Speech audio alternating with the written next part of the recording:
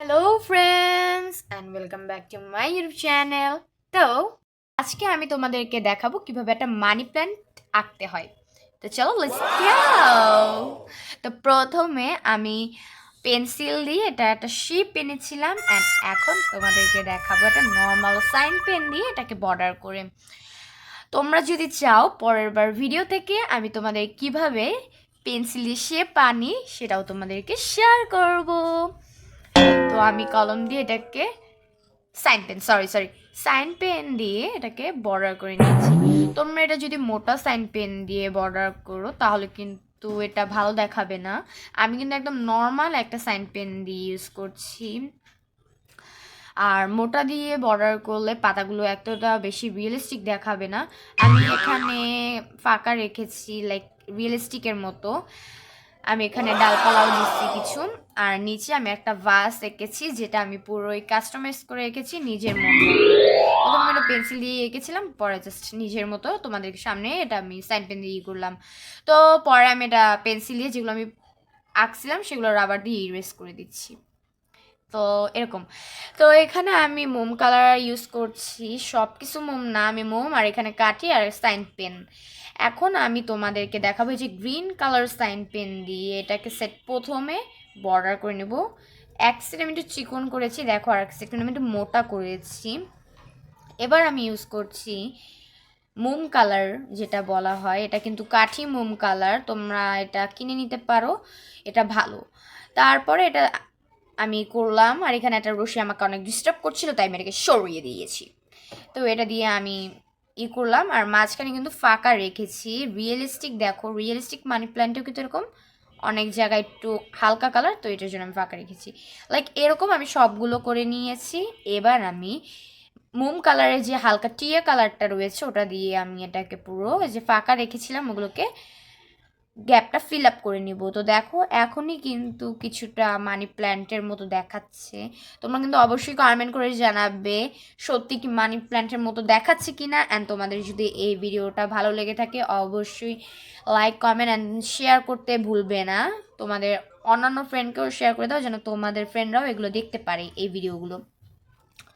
এবার আমি কাঠি যেই গাঢ় কালারটা সবুজ সেটা দিয়ে আমি এটা কি করে নিয়ে এসেছি। মাঝখানে কিন্তু কিছু সাদা সাদা ছিল, এটা কিন্তু এখন নাই। আমি তোমাদের সামনে একটা পাতা ফুল করে দেখাচ্ছি, তো দেখতে থাকো। এবার আমি হালকা যেটা টি কালার কাঠির ওটা দিয়ে আমি এটাকে আবার একটু করে নিয়েছি। এবার এখানে আমি মিডিয়াম ইয়েলো কালারটা ইউজ করেছি, মিডিয়াম ইয়েলো কালার দিয়ে আমি এটাকে হালকা একটু বার্ন করে দিয়েছি, যার কারণে এটা আরও একটু ভালো লাগছে। এবার আমি এখানে ইউজ করছি কাঠির ব্ল্যাক কালার, অ্যান্ড এখানে আমি রিয়েলিস্টিক করার জন্য এটা ইউজ করি। এখানে হালকা টুই পাতার যে একটা ছায়া পড়েছে ওটা দেখিয়েছি, এবং মাঝখানে যে মানি প্ল্যান্টের আছে ওটা দিয়ে দিয়েছি, এবং এখানে আমি কিন্তু গ্রিন কালারটা দিয়ে আবার একটু করে দিয়েছি। দেখো কত সুন্দর দেখাচ্ছে। এরকম আমি সবগুলো করে নিলাম। দেখো আমার পাতাগুলো কিন্তু হয়ে গেছে। এখন যে ডালপালাগুলো ছিল ওটাও আমি করে নিচ্ছি। এখানে আমি হালকা যে টিয়া কালার কাঠের ওটা আমি ইউজ করেছি, ওটা কিন্তু দেখতে বেশি ভালো লাগছে। এবার মাটিতে আমি মাটি কালার প্রথমে দেওয়ার চিন্তা ভাবনা করছিলাম, কিন্তু এটা কিন্তু সুন্দর লাগছিল না, যার কারণে আমি এখন ইউজ করছি ব্ল্যাক কালার, যেটা আরও বেশি সুন্দর লাগবে। যেহেতু উপরে পাতা রয়েছে সেহেতু মাটি কালার লাগবে না, এটা কি একটু কালারটা ব্ল্যাকই লাগে, তাই আমি ব্ল্যাক কালার ইউজ করেছি। এবার এখানে আমি ইউজ করছি একটা মোম কালার, এটা হচ্ছে D101 ডার্ক ব্রাউন প্রথমে ইউজ করছি, আর পরে ইউজ করেছি ইয়েলো অক্সার, যেটা আর তোমাদেরকে আর একটু রিয়েলিস্টিক দেখাবে। আর নিচে আমি ব্ল্যাক কালার দিয়ে একটু ভার্স করে দিলাম, যেটা আরও ভালো লাগছে। আর এখানে আমি ইউজ করছি মানুষ কালারটা, আমি মানুষ কালারই বলি, তোমরা যা বলো সেটা দিয়ে করবা।